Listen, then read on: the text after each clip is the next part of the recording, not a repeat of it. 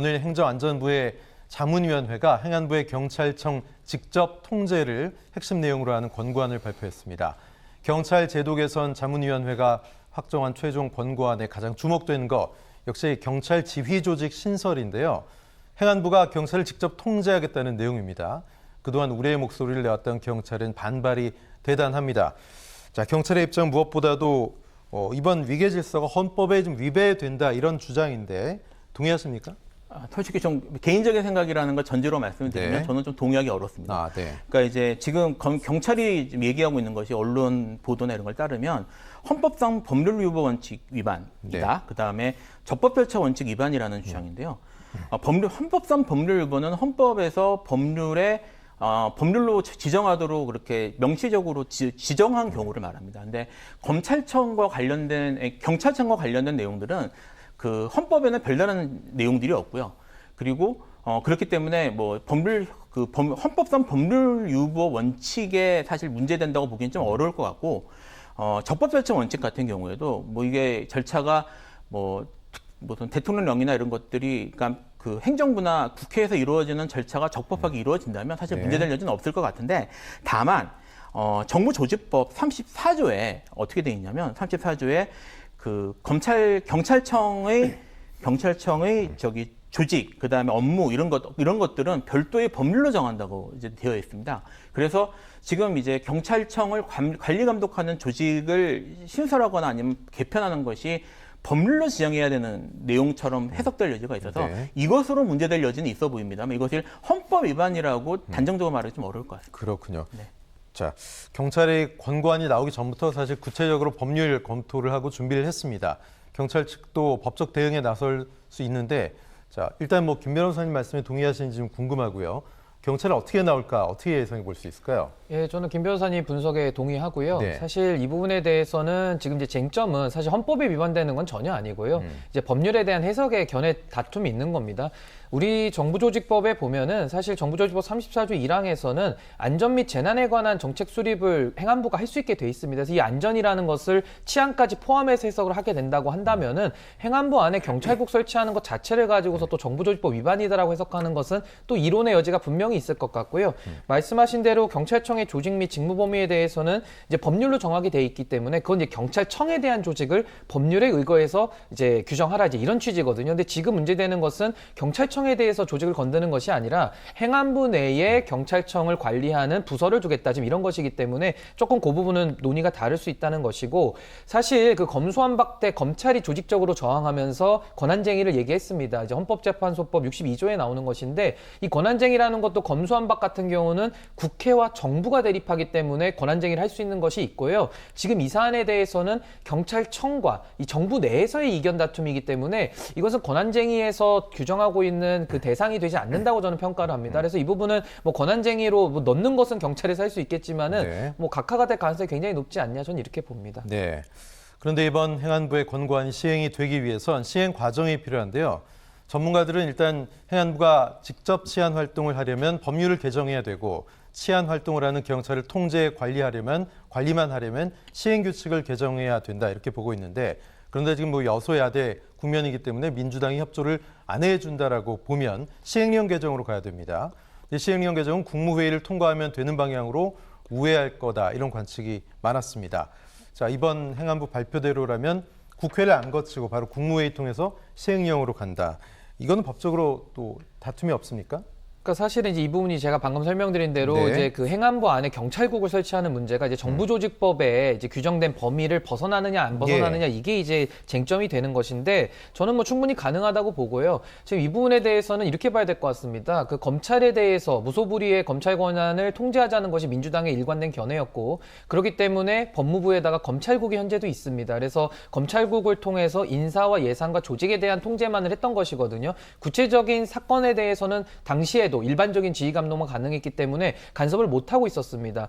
그렇다면은 사실 검수완박 이후에 사실 모든 수사권이 이제 경찰로 넘어가는 상황 속에서 경찰은 총기를 사용할 수 있고요. 또 12만 명이나 되는 대규모의 그 조직이고 네. 경찰청법에 보면은 경찰은 정보 수집까지 하게 돼 있습니다. 어마어마한 무소불위의 권한을 가지고 있는 이 경찰에 대해서 지금은 국가경찰위원회라는 이제 그 위원회가 사실상 관리 감독하고 있는데 뭐 국가경찰위원회 위원장 다 아십니까? 전혀 모르거든요. 네. 지금 사실 이 통제라는 것이 뭐 좀 유명무실하고 사실 형식에 그치고 있다라는 좀 비판도 있습니다. 그렇기 때문에 국가경찰위원회가 실질적으로 경찰을 효과적으로 관리 감독할 수 없다고 한다면은 저는 경찰국을 설치해서 통제를 해야 된다고 보는 것이고요. 가장 근본적인 문제는 민주당이 검수완박 법안을 무리하게 밀어붙이면서 이런 경찰의 비대화라는 것을 야당이 늘 문제 제기를 했음에도 불구하고 여기에 대한 대안을 마련한 없이 다만 수사권만을 경찰에게 이관시키면서 이 문제가 촉발이 된 것이거든요. 그래서 아까 말씀드린 대로 정부조직법이라든지 법률상의 체계 정합이 안 맞는 문제가 있다면은 이건 민주당이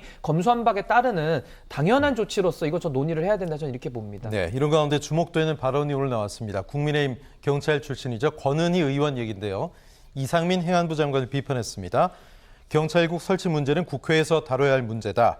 경찰청법 취지 훼손 방안을 시행령으로 개정하려는 시도가 있다면 국회에서 행안부 장관을 상대로 탄핵 소추를 진행하는 게 맞다. 강도 높은 발언을 했습니다. 이게 뭐 여당 의원 발언이란 점에서 주목됩니다. 게다가 경찰 출신이죠. 자, 민주당이 뭐 힘을 더할 수 있는 가능성이 농후해졌습니다. 이렇게 되면 진짜 권은희 의원 얘기한 대로 국회에서 장관 상대 탄핵까지 가능합니까? 뭐 국회에서 할 수 있죠. 근데 이제 네. 그게 국회에서 한다고 우리나라는 국회에서 한다고 끝나지 않고요. 예. 헌법재판소 가서 이제 받아야 되는데 헌법재판소에 갔을 때 이것이 이제 탄핵 소추의 대상이 되는 문제인지 여부에 네. 대해서는 사실 좀 논란이 있을 것 같습니다. 그래서 거기에 대해서 뭐 민주당 같은 경우에도 탄핵 소추까지 갔다가 예. 헌법재판소의 결과가 좋지 않을 때는 정책 부담을 안을 것이기 때문에 탄핵 소추까지 이를지에 대해서는 좀 신중하지 않을까 싶습니다. 네. 아까 뭐 신인규 변호사께서 경찰의 권한이 어마어마하다 얘기를 했는데 이른바 뭐 공용이 됐습니다. 민주적 통제가 진행이 돼야 하는 건 맞는데 또 이 권고안이 과연 뭐 어떨지 갑론을박도 많지만 여론은 정부의 힘을 별로 싣고 있지 않는 것 같습니다. 과연 행안부가 뜻을 꺾을지도 궁금한데 이상민 장관이 과거에 경찰이 왜 독립을 해야 되냐 이런 말 한 적이 있거든요. 경찰이 독립기관이 아니라는 얘기인데 어떻게 보십니까?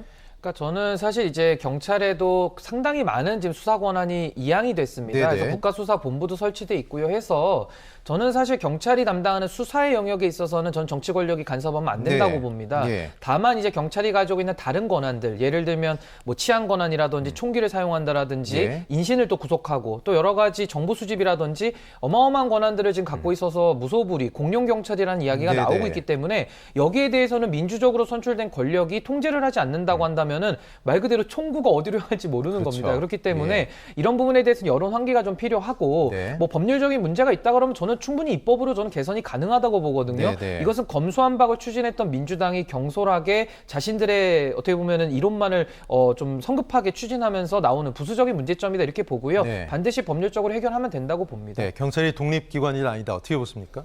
사실 저는 경찰이 독립기관이라고 생각하지는 않습니다. 네네. 이게 뭐 제 사견이라는 걸 전제로 예. 말씀을 드리면 경찰청은 기본적으로는 행정안전부 장관의 소속 기관입니다. 그거는 이제 정부조직법에 있는 거고요. 예. 사실 뭐 검찰이 마찬가지로 검찰이 법무부 장관의 지휘를 받는 것처럼 예. 경찰이 상임법무 장관을 부속기관으로서 현재 예. 이제 법으로는 거기에 대한 그 하부 기관으로 작용하는 건 사실이거든요. 그리고 네. 행정권을 행사하는 중요 기관 중에 하나이기 때문에 예. 그 독립기관으로 봐야 된다고 하는 건 주장하는 동의하지 않습니다. 다만 경찰이 지금 이제 수사권을 모두 가져온 상태이기 때문에 경찰이 그 사법경찰 작용에 대해서는 특히 개별적 수사에 대해서는 어느 정도 독립성을 인정해 줄 필요가 있거든요.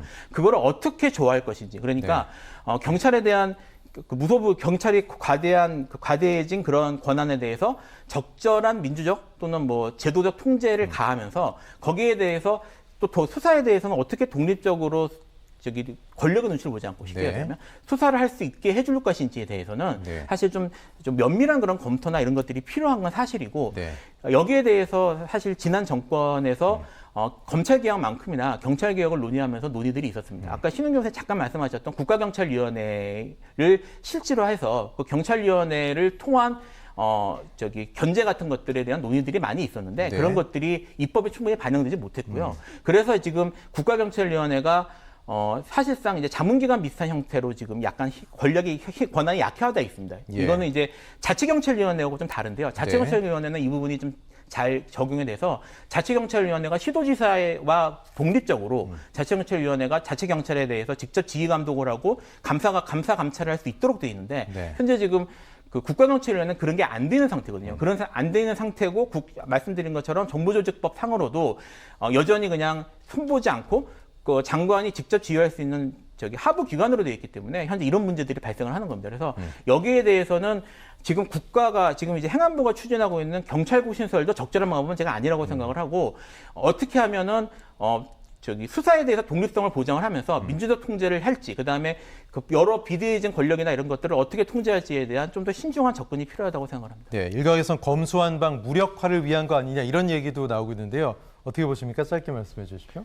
검수완박의 무력화가 아니라 그 무리하게 진행된 검수완박의 단점들을 지금 보완하고 있다고 봐야 될 네. 것이고요. 저도 김 변호사님 말씀에 적극 동의합니다. 경찰은 독립기관이 아닙니다. 경찰은 말 그대로 우리가 군대를 독립적으로 할 수 있습니까? 똑같은 네. 것이거든요. 민간 그렇죠. 군대라고 볼 수 있는 것인데 경찰이 갖고 있는 수사권만을 확대 해석해가지고 독립적으로 해야 된다? 이것은 동의할 수 있는 국민들이 없을 겁니다. 예, 알겠습니다. 두 분과는 여기서 말씀 줄이겠습니다. 김필성 변호사, 신인규 변호사 말씀 나눴습니다. 고맙습니다. 감사합니다. 네.